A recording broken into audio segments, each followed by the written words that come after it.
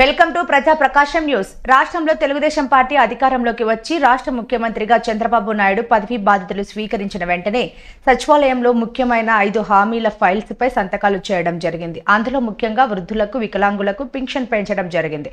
మంగళగిరిలోని తెలుగుదేశం పార్టీ కేంద్ర కార్యాలయం నందు విభిన్న ప్రతిభావంతులకు 6,000 రూపాయలు పెంచుతూ, అలాగే వృద్ధులకు 4,000 రూపాయలు పెంచుతూ ముఖ్యమంత్రిగా బాధ్యతలు చేపట్టిన వెంటనే సంతకం చేసిన రాష్ట్ర ముఖ్యమంత్రి వర్యులు చంద్రబాబు నాయుడుకి తెలుగుదేశం పార్టీ దివ్యాంగుల సంక్షేమ సంఘం మాజీ రాష్ట్ర అధ్యక్షులు గోనుగుంట్ల కోటేశ్వరరావు సూచన మేరకు సందు వెంకట్రావు ఆధ్వర్యంలో పాలాభిషేకం నిర్వహించడం జరిగింది. ఈ కార్యక్రమంలో రాష్ట్ర మంత్రివర్యులు ఎస్ సబితమ్మ, తెలుగు యువత నాయకులు రవి నాయుడు, నారా ప్రశాంత్, డూండి రాజేష్, తెలుగు యువత నాయకులు పులగల బాలు, విభిన్న ప్రతిభావంతుల విభాగ రాష్ట్ర కార్యదర్శి సందు వెంకట్రావు, పూసల ఓబయ్య, ఎనుములు, ఏడుకొండలు, ఎస్కే భాష తదితరులు పాల్గొన్నారు.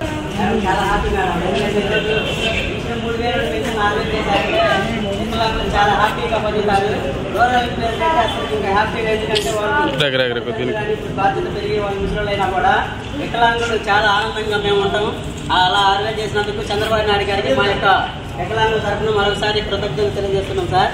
అదేవిధంగా ఇక్కడ వచ్చిన అంబేద్కర్ మేడం గారు కానీ, ఇక్కడికి వచ్చిన తెలుగుదేశం పార్టీ కార్యకర్తలందరికీ కూడా మా యొక్క దివ్యాంగుల తరఫున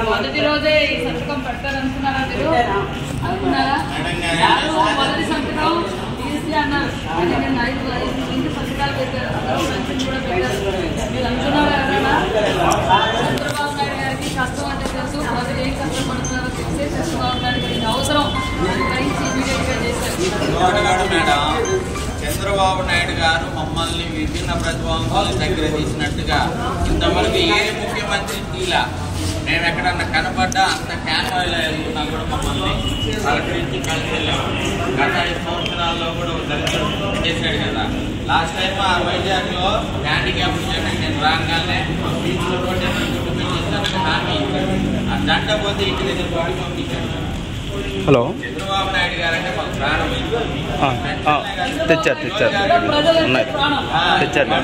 బండి ఇచ్చింది కూడా ఆయనే.